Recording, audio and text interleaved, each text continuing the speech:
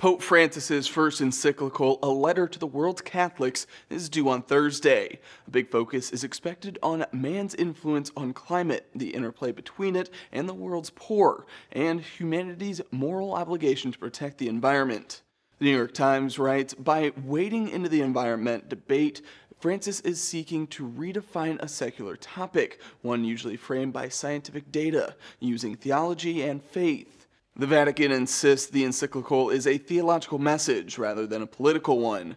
Still, it comes as highly anticipated climate talks are set to start later this year in Paris. In January, Francis lamented what he called a lack of progress in December's Lima conference. Bishops are expected to be cautious with their support in the U.S., where they represent some 51 million Catholics and are wary of pushing too far into a contentious political issue.